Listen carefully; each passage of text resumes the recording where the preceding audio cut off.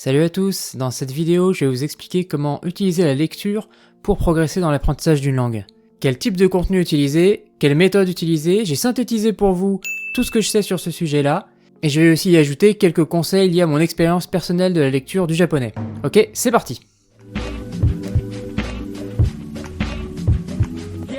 Ok déjà, pourquoi lire? Parce que finalement, il y a des podcasts, il y a des vidéos sur Netflix, pourquoi est-ce qu'on s'embêterait à lire des livres?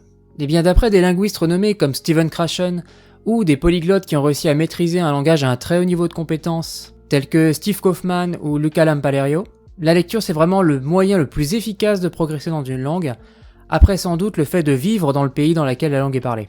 Pourquoi ça marche? Pourquoi est-ce que la lecture nous apporte tant? Eh bien déjà, si on compare par exemple avec une méthodologie classique où vous allez récupérer des listes de vocabulaire et apprendre plein de mots avec leur traduction, un livre, ça vous donne plein d'exemples d'utilisation en contexte de la langue. Si on fait une analogie avec le fait de chercher une phrase d'exemple dans un dictionnaire pour un mot donné, eh bien finalement, dans un livre, chaque phrase correspond à une phrase d'exemple qui vous donne des utilisations concrètes d'un mot. Chacune de ces phrases va vous donner beaucoup d'informations sur la manière dont déjà le vocabulaire est utilisé, mais aussi le fonctionnement des règles de grammaire en pratique. Comme vous le savez, plus une langue est difficile, plus la manière dont les mots sont utilisés en contexte va être importante, tant il va y avoir des différences avec notre langue maternelle. Il est donc nécessaire de se nourrir de nombreuses phrases d'exemples pour arriver à intégrer comment un mot est utilisé dans la langue. Deuxième chose, le fait qu'un livre raconte une histoire, cela va avoir un énorme impact sur notre capacité à mémoriser ce qui s'y trouve. Pourquoi? Parce que l'histoire va faire appel à des zones de notre cerveau liées aux réactions émotionnelles. Et on le sait, quand il y a des émotions en jeu, on mémorise d'autant plus les faits. À cela, on peut ajouter le fait que lire une histoire, c'est motivant déjà en soi. C'est tout de suite plus intéressant que lire des exemples dans un dictionnaire ou dans un manuel de langue.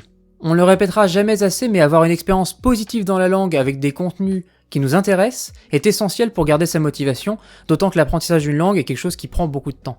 Voilà donc pour le pourquoi il faut lire. Donc vous l'aurez compris, le prérequis, c'est qu'il faut un minimum d'intérêt pour les contenus que vous allez lire. À partir de là, vous allez voir que tout va bien se passer, on va pouvoir choisir une méthode appropriée à chaque type de contenu. Vous avez peut-être remarqué, mais ce que je viens de dire là, en fait, ça peut s'appliquer aussi pour des séries ou pour des podcasts. Eh bien, on va revenir sur ces différences-là vers la fin de la vidéo. Maintenant, voyons les méthodes de lecture. Je vais vous parler de deux méthodes différentes, la lecture extensive et la lecture intensive. La lecture extensive, c'est avant tout le plaisir de lire. C'est une activité que vous allez vouloir pratiquer en étant complètement détendu, par exemple dans un bon fauteuil. Et le but, ça va être de lire des contenus qui sont relativement faciles pour vous, dans lesquels vous allez comprendre entre 95 et 98% de ce qui est écrit. On est donc dans une situation qui correspond à ce qu'on appelle du comprehensible input, dont je parle souvent dans mes vidéos sur l'immersion, c'est-à-dire un contenu pour lequel on va être capable, même s'il y a des mots qui nous manquent, de deviner globalement le sens des phrases. Et quand vous allez tomber sur un mot que vous ne connaissez pas, vous n'allez pas le chercher dans le dictionnaire, vous allez essayer de deviner simplement sa signification là. S'il y a un mot qui revient très régulièrement et vraiment vous n'arrivez pas du tout à deviner de quoi il s'agit, à ce moment-là, c'est la seule exception, vous pouvez aller le chercher quand même dans le dictionnaire pour ne pas que ça vous gâche le plaisir de la lecture. En termes de type de contenu, vous allez vouloir trouver quelque chose qui est juste un tout petit peu au-dessus de votre niveau. C'est pas quelque chose qui est évident à trouver, heureusement, il y a ce qu'on appelle les graded readers. Ce sont des livres qui ont été écrits spécialement pour un niveau donné, avec une validation par des linguistes que le type de vocabulaire utilisé correspond bien à ce niveau-là. Donc vous allez pouvoir assez facilement identifier quel niveau dans ces graded readers correspond à votre niveau actuel. J'ai mis des liens vers ce type de ressources dans la description de la vidéo. Vous pouvez aussi utiliser des services tels que Satory Leader, dont j'ai parlé dans une précédente vidéo, vous aurez le lien dans la description. Ce site propose aussi des contenus qui sont très adaptés pour des niveaux intermédiaires. Maintenant, si vous débutez vraiment, vous allez peut-être avoir du mal même avec les graded readers, et vous pensez peut-être utiliser des livres pour enfants. Je pense que c'est pas forcément très bien vu. Pourquoi? Parce que dans les livres pour enfants, vous allez retrouver beaucoup de vocabulaire qui a trait par exemple à des univers fantastiques, qui ne sont pas en fait des mots que vous allez utiliser dans la vie de tous les jours. Donc même si ça paraît plus simple a priori, je pense que c'est plutôt plus difficile et que vous avez intérêt à aller vers des graded readers d'un niveau assez bas, ou alors carrément de prendre un manuel de langue et d'utiliser les dialogues. Ça va être moins intéressant que de lire un livre, mais ça sera très adapté pour votre niveau. Passons maintenant à la lecture intensive. Vous l'aurez compris, c'est un petit peu l'inverse de la lecture extensive, dans le sens où on va pas être complètement détendu avec des contenus relativement faciles, on va prendre des contenus plus difficiles et on va vraiment étudier la langue en détail. Pour cela, il faut que vous ayez suffisamment d'énergie, donc prenez soin de choisir un moment dans la journée où vous pouvez être vraiment très concentré sur ce que vous faites. Et de toute façon, ça va être des sessions beaucoup plus courtes, de l'ordre d'une demi-heure, puisque vous n'allez pas pouvoir rester concentré beaucoup plus longtemps que ça. Dans ce mode de lecture, vous allez lire et relire chaque phrase jusqu'à que vous la compreniez parfaitement. C'est-à-dire que si vous avez un doute à un moment donné sur un mot ou sur un point de grammaire, bien vous allez chercher ce mot, vous allez peut-être faire une recherche pour mieux comprendre comment cette grammaire s'utilise, mais en tout cas vous n'allez pas lâcher le morceau tant que vous ne comprenez pas vraiment la signification complète de cette phrase. L'idéal c'est de faire ça avec un partenaire de langue ou un professeur.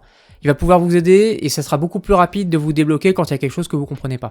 En termes de type de contenu, eh bien là il y a moins de limitations. Virtuellement n'importe quel type de contenu écrit peut faire l'affaire. Évidemment, vous allez prendre soin de choisir quelque chose sur un sujet qui vous intéresse. Voilà, maintenant on a décrit nos deux modes de lecture, maintenant la question c'est de savoir lequel choisir. A priori, la lecture intensive a l'air plus bénéfique pour notre apprentissage de langue, puisqu'on va vraiment aller creuser dans le détail chaque phrase, mais la réalité est un petit peu différente, et il y a une sorte de paradoxe, c'est que la lecture extensive, paradoxalement, va vous permettre de voir plus de mots inconnus que la lecture intensive. Pourquoi ? Parce que quand vous faites de la lecture extensive, vous allez lire plus rapidement, vous allez lire plus longtemps, et donc même si les textes que vous utilisez contiennent moins de mots que vous ne connaissez pas, eh bien au final vous allez quand même voir plus de mots inconnus que si vous butez sur chaque phrase d'un texte difficile. La lecture intensive reste utile en complément, notamment pour vous débloquer dans des points de grammaire un petit peu difficiles, mais elle ne doit pas constituer la majorité de votre activité de lecture dans la langue. Au final, je pense que c'est un peu un non-choix, pourquoi ? Parce que le plus important c'est d'aller chercher des contenus qui vous intéressent. Une fois que vous avez un contenu qui vous intéresse, vous allez regarder quel est le niveau de difficulté de ce contenu. Si ça correspond à un contenu à votre niveau, vous allez pouvoir utiliser la lecture intensive, ça sera d'autant plus bénéfique. Et si c'est quelque chose de trop difficile, eh bien à ce moment-là, vous allez pouvoir l'étudier de manière intensive. Enfin, si le contenu est à la fois difficile et pas si intéressant que ça, eh bien simplement laissez tomber, ça ne sert à rien de vous forcer. Dernier point que je voulais aborder dans cette vidéo, c'est la différence entre la lecture et d'autres activités d'immersion comme écouter des podcasts ou regarder des vidéos. La lecture va avoir plusieurs avantages. Le premier, qui est à mon avis le plus important, c'est qu'avec la lecture, vous pouvez vraiment aller à votre rythme. Dans une langue que vous ne maîtrisez pas encore complètement, le fait de devoir suivre des dialogues uniquement avec l'audio ou même avec la vidéo va être quelque chose de beaucoup plus difficile et vous risquez de vous retrouver souvent à la traîne et complètement perdu dans la discussion. Parfois, il suffirait juste d'avoir un petit peu plus de temps et vous pourriez complètement comprendre la phrase. J'ai une petite astuce pour quand même utiliser les contenus de série tout en restant à votre rythme, c'est le fait de lire le script avec un logiciel comme Anki. J'ai fait une vidéo là-dessus, vous avez le lien dans la description. Deuxième point, le type de langage utilisé va être assez différent entre un livre et une série. La différence évidente, c'est que dans une série, vous avez un support visuel, donc quand un personnage veut raconter une histoire, plutôt que de décrire avec des mots exactement ce qui s'est passé, eh bien on va simplement montrer à l'image la scène. Vous allez donc avoir tout un champ de vocabulaire lié à la description, en particulier des adjectifs ou des adverbes, qui vont être virtuellement absents de ce type de contenu. C'est vraiment quelque chose dont je me suis rendu compte quand j'ai commencé à essayer de lire des livres en japonais, avec beaucoup de mots d'adjectifs que je connaissais absolument pas, même dans des contenus relativement faciles. Là encore, il existe quand même une petite astuce, c'est que vous pouvez utiliser de l'audio-description quand vous regardez une série ou un film, de manière à avoir un narrateur qui vous décrit exactement ce qui se passe. Donc d'un point de vue langage, c'est bien parce que vous allez être exposé à ce type de langage descriptif, mais d'un autre côté, il y a toujours le problème de rythme dont j'ai parlé tout à l'heure. Un dernier point qui est peut-être un petit peu subjectif, mais pour moi, il y a un facteur motivation qui rentre en jeu. Lire un livre, c'est quelque chose qui va vous demander beaucoup plus d'énergie que de regarder une série ou un film. Pour beaucoup de gens, c'est même quelque chose qui est très difficile, ça peut être un véritable challenge. Mais du coup, la satisfaction de réussir à finir même un chapitre puis ensuite un livre entier va être d'autant plus importante que la difficulté est grande. Aussi, si vous utilisez un livre relativement long, tel qu'un roman, vous allez même pouvoir noter une progression dans votre niveau entre le début et la fin du livre. Au fur et à mesure, vous allez intégrer un vocabulaire propre à l'auteur, propre à son style, et donc ça va forcément vous paraître plus facile à la fin. Et voilà pour les avantages de la lecture, donc en résumé, si vous avez le temps, si vous avez l'énergie, je vous recommande fortement de lire plutôt que d'aller regarder un film ou une série, et surtout lisez des contenus qui vous intéressent, c'est ça l'essentiel pour rester motivé. C'est tout pour aujourd'hui, donc si vous avez bien aimé cette vidéo, n'hésitez pas à la liker, à vous abonner à la chaîne pour plus de contenu de ce type. Bonne lecture et mata kondo!